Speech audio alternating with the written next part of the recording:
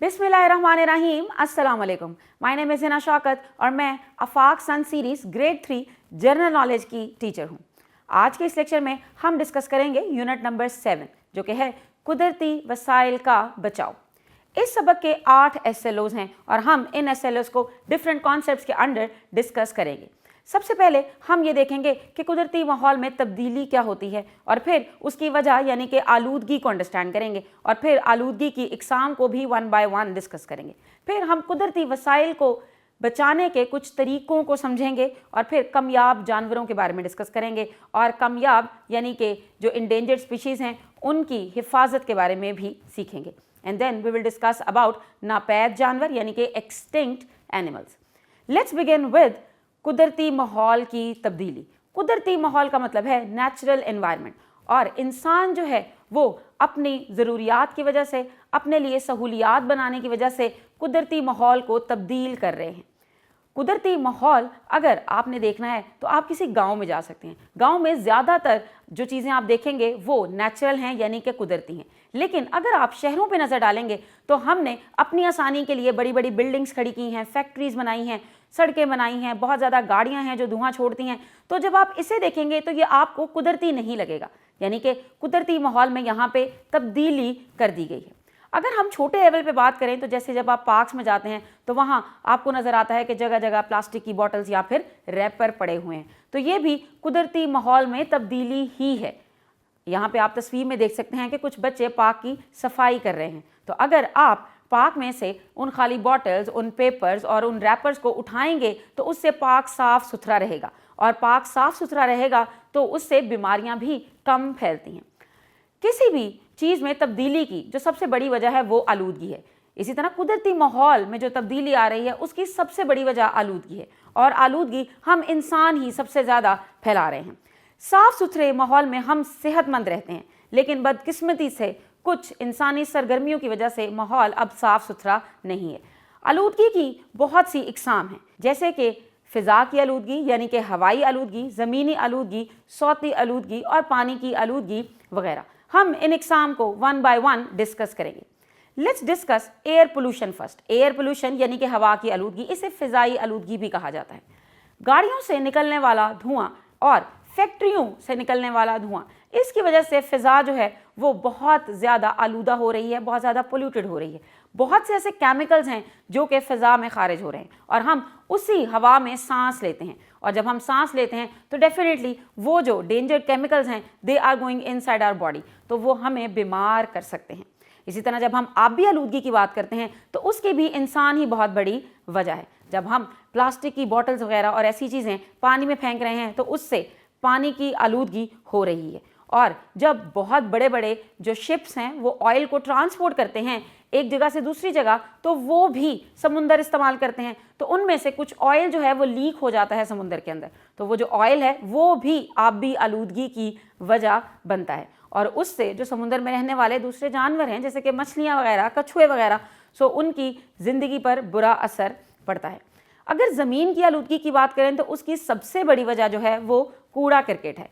सो हमारा जितना भी वेस्ट मटेरियल हमारे घर की डस्टबिन में होता है वो डेफिनेटली ज़मीन में ही कहीं ना कहीं जा रहा है, तो वो ज़मीन की आलूदगी का बायस बनता है, और उस गंदगी से बहुत सी बीमारियां जो हैं वो हो सकती हैं।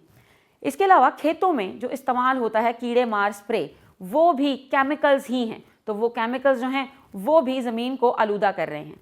अब जब हम उन स्प्रेज को इस्तेमाल करते हैं तो उससे फलों और सब्जियों की तादाद में तो इजाफा किया जा सकता है, लेकिन एट द एंड उनका जो मयार है, उनकी जो क्वालिटी है वो डिस्टर्ब होती है और वो उतनी सेहत बख्श नहीं रहती हमारे लिए। अगर सौती आलूदगी यानी कि शोर की आलूदगी की बात करें, नॉइस पोल्यूशन की बात करें, so this is because of the traffic, और इसके अलावा जितनी भी मशीनरी हम इस्तेमाल कर रहे हैं उससे सौती आलूदगी यानी कि शोर की आलूदगी हो रही है, और उसकी वजह से जहनी और नफ्सियाती बीमारियों में इजाफा हो रहा है। इन सारी आलूदगियों की वजह इंसान तो है ही, लेकिन इसके साथ साथ जो हम जंगलात को काट रहे हैं, यानी कि हम जो नेचुरल रिसोर्सेज को ख़त्म करने की कोशिश कर रहे हैं, वो भी इसकी बहुत बड़ी वजह है। हमें कुदरती वसाइल को बचाना चाहिए, और कुदरती वसाइल को हम बहुत से छोटे छोटे इकदाम पर अमल करके बचा सकते हैं। जैसे कि अगर आपने سفر کرنا ہے اور وہ سفر اتنا زیادہ نہیں ہے تو آپ پیدل چلیں یا پھر آپ سائیکل وغیرہ کا استعمال کریں، اس میں آپ گاڑی کا استعمال نہ کریں تاکہ اس سے دھواں خارج نہ ہو. یعنی کہ جہاں پہ بھی آپ بچا سکتے ہیں آلودگی ہونے سے وہاں پہ آپ کو اپنا کردار ادا کرنا چاہیے. اسی طرح جنگلات کا کٹاؤ جو ہے وہ کم کرنا چاہیے. یعنی کہ اگر غیر ضروری آپ نے درخت کاٹنے ہیں تو نہیں کاٹنے چاہیے، صرف ضرورت کے وقت. اور اگر آپ ضرورت کے وقت بھی کسی درخت کو کاٹ رہے ہیں تو اس کو ریپلیس کریں، یعنی کہ اس کی جگہ کوئی نیا درخت ضرور لگائیں. جو درخت ہیں وہ آکسیجن بناتے ہیں اور وہ آکسیجن ہوا میں خارج کرتے ہیں تو اس سے جو ہوا ہے وہ تر و تازہ رہتی ہے. اسی لیے درختوں کا نہ ہونا بھی آلودگی کی وجہ بن سکتا ہے. اس کے علاوہ ہمیں توانائی کے متبادل ذرائع استعمال کرنے چاہیے، جیسے کہ شمسی توانائی. جب ہمیں بجلی مل رہی ہے تو وہ جو بجلی بنتی ہے وہ کول، آئل یا پھر نیچرل گیس ان کو برن کر کے ملتی ہے، یعنی کہ وہ بھی آلودگی میں اپنا حصہ ڈال رہے ہیں. لیکن اگر ہم اس کی جگہ سولر انرجی یوز کریں so that would be more convenient. اس کے علاوہ وسائل کو بچانے کے لیے ہمیں 3 R's پر عمل کرنا ہے، اور وہ 3 R's کیا ہیں؟ Reduce, reuse and recycle. Reduce کا مطلب ہے کہ اگر ضرورت نہیں ہے تو چیزوں کو کم سے کم استعمال کریں.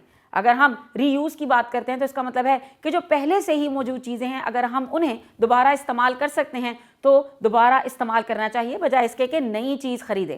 اور تیسری بات آتی ہے ری سائیکل، یعنی کہ جو یوز چیزیں ہیں اگر ہم انہیں اسی مقصد کے لیے دوبارہ استعمال نہیں کر سکتے تو کسی اور مقصد میں کسی اور طریقے سے استعمال کریں تاکہ وہ کوڑا کرکٹ نہ بنے. جیسے کہ پلاسٹک کی بوٹلز وغیرہ. تو پلاسٹک کی بوٹل سے اگر ہم نے پانی پی لیا ہے تو اس بوٹل کو ضائع نہیں کرنا چاہیے، اسے کوئی اور چیز ڈال کر رکھنے کے لیے استعمال کیا جا سکتا ہے، یا اس کو کسی ڈیکوریشن کے طور پہ بھی استعمال کیا جا سکتا ہے، اس میں پھول وغیرہ اگا کے، یا آپ اس سے اپنا پینسل کیس ہی بنا سکتے ہیں. یہاں پہ ہم نے ڈسکس کیے ہیں کچھ ایسے طریقے جن پر عمل کر کے ہم قدرتی وسائل کو بچا سکتے ہیں. اب ہم بات کریں گے کمیاب جانوروں کے بارے میں جنہیں ہم انڈینجرڈ اسپیشیز کہتے ہیں. کمیاب جانور کیا ہوتے ہیں؟ ایسے جانور جن کے ناپید ہونے کا خطرہ ہو، یعنی کہ ڈینجر ہو کہ یہ سونر ختم ہو جائیں گے، اس دنیا سے ایکسٹنکٹ ہو جائیں گے، ہم انہیں کہتے ہیں کمیاب جانور، یعنی کہ انڈینجرڈ اسپیشیز. پاکستان میں بھی بہت سے کمیاب جانور ہیں، جیسے کہ مارخور، جیسے کہ انڈس ڈالفن، جیسے کہ کالا ہرن. آپ یہاں پہ تصویر میں بہت سے ایسے جانوروں کی مثالیں دیکھ سکتے ہیں جو کہ کمیاب جانور ہیں. اب کمیاب جانوروں کی حفاظت بہت ضروری ہے. اگر ہم ان کی حفاظت نہیں کریں گے، انہیں تحفظ فراہم نہیں کریں گے تو پھر یہ ناپید ہو سکتے ہیں، یعنی کہ ہمیشہ کے لیے اس دنیا سے ختم ہو سکتے ہیں. تو ان کی بچاؤ کے لیے ہم کیا کر سکتے ہیں؟ ان کی بچاؤ کے لیے ہم جنگلی حیات کے مسکن کو بچانے کی کوشش کر سکتے ہیں. یعنی کہ اگر کوئی ایسی چیز ہے جو کہ جنگل میں رہ رہی ہے تو ہم اس جنگل کے کٹاؤ کو کم سے کم یقینی بنائیں تاکہ وہاں پہ رہنے والی جو چیزیں ہیں وہ سروائیو کر سکیں. آلودگی پر قابو پانا چاہیے. جیسے کہ انڈس ڈالفن جو ہے وہ ریور انڈس میں رہتی ہے، تو اگر ریور انڈس پولیوٹ ہو رہا ہے تو ڈیفینیٹلی اس سے انڈس ڈالفن اس پہ اثر آ رہا ہے. تو اگر ہم وہاں پہ آبی آلودگی کو کنٹرول کریں گے تو ہم انڈس ڈالفن کو زیادہ دیر تک زندہ رکھ سکیں گے. نیشنل پارکس بنانے چاہیے اور جنگلات کی حفاظت کرنی چاہیے، اور سب سے امپورٹنٹ شکار سے گریز کرنا چاہیے. جتنے بھی کمیاب جانور ہیں ان کے شکار سے گریز کرنا چاہیے. کچھ ایسے جانور بھی ہیں جو کہ اب پائے نہیں جاتے، ایکسٹنکٹ ہو چکے ہیں، انہیں ہم کہتے ہیں ناپید جانور. جیسے کہ ڈائناسور کا نام آپ سب نے سنا ہوگا. اب اس دنیا پر ڈائناسور ایگزسٹ نہیں کرتے، لیکن کبھی نہ کبھی یہ اس دنیا میں موجود تھے، تو ہم انہیں کہیں گے ناپید جانور. اس کے علاوہ بھی ہاتھی کی بہت سی قسمیں ناپید ہو چکی ہیں، اور تسمانوی شیر یہ بھی ایک ناپید جانور ہے. ان کی صرف آپ کو انفارمیشن پتہ ہونی چاہیے کہ کون کون سے ایسے جانور ہیں جو کہ ناپید ہو چکے ہیں. تو ہم نے ابھی اس لیکچر میں ڈسکس کیا ہے آلودگی کی اقسام کو، قدرتی وسائل کو بچانے کے مختلف طریقوں کو، اور کمیاب اور ناپید جانوروں کے بارے میں. چلیے اب اس سارے نالج کو اپلائی کرتے ہیں to answer few questions from the exercise. سب سے پہلے آپ دیکھ سکتے ہیں پہلا سوال ہے درست جواب کا انتخاب کریں. زمین کے قدرتی وسائل ہیں، آپشن اے ہے نہ ہونے کے برابر، بی ہے محدود، اور سی ہے لامحدود. تو زمین کے قدرتی وسائل جو ہیں وہ محدود ہیں، یعنی کہ لامحدود نہیں ہیں. اگر ہم انہیں استعمال کرتے جائیں گے تو وہ ایک دن یقیناً ختم ہو سکتے ہیں. درخت فراہم کرنے کا ذریعہ ہیں پانی، آکسیجن یا دھواں. تو درخت فراہم کرنے کا ذریعہ ہیں آکسیجن. درختوں سے آکسیجن بنتی ہے جو کہ فضا میں خارج کی جاتی ہے. وہ جانور جن کی نسل کو ختم ہونے کا خطرہ ہو انہیں ہم کہتے ہیں कामयाब जानवर, नापैद जानवर या पालतू जानवर। तो इसका सही आंसर है कामयाब जानवर, यानी कि that are near to extinct, जिन्हें हम इंडेंजर्ड कहते हैं। फोर्थ है, इनमें से नापैद जानवर कौन सा है? काला हिरन, बर्फानी चीता और डायनासोर। तो इसका जवाब बहुत ही आसान है, दैट इज डायनासोर। दूसरे सवाल में आपको कॉलम अलिफ को कॉलम बी से मिलाना है। कॉलम अलिफ में यहाँ पे लिखी गई हैं कुछ टाइप ऑफ पोल्यूशंस, यानी कि फ़िज़ाई आलूदगी, सोती आलूदगी, आबी आलूदगी और ज़मीनी आलूदगी। तो इसको आपने कॉलम बी से मैच करना है। जैसे कि अगर यहाँ पे आप फ़िज़ाई आलूदगी को मैच करते हैं तो वो मैच होगा किसके साथ? यहाँ पे आप देख सकते हैं गाड़ियों और फैक्ट्रियों से खारिज होने वाला धुआं, तो ये थर्ड वाले पॉइंट के साथ मैच होगा। मुझे उम्मीद है कि आप बाकी तीनों पॉइंट्स भी आसानी से खुद ब खुद ही मैच कर सकेंगे।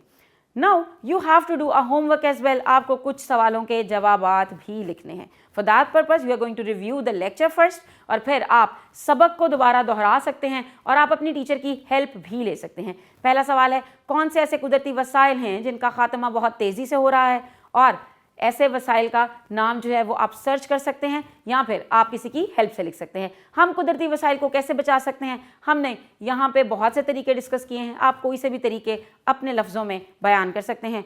कामयाब जानवरों के नाम बताएं, हमने इसी लेक्चर में बहुत से नामों को डिस्कस किया है। आप उनमें से कोई भी 4 से 5 नाम याद करके इसके जवाब में लिख सकते हैं। और जानवर नापैद क्यों हो जाते हैं, सो इसकी reasons you are going to discuss. आप इसके बारे में सोचेंगे और अपने बड़े से किसी से बात करेंगे और फिर इसका जवाब लिखेंगे। मुझे उम्मीद है कि आपको ये चैप्टर समझ आया है और आप इससे रिलेटेड क्वेश्चंस के आंसर्स भी कर सकते हैं। So see you all in next lecture. तब तक के लिए अपना ख्याल रखिए, पढ़ते रहिए। अल्लाह हाफिज़।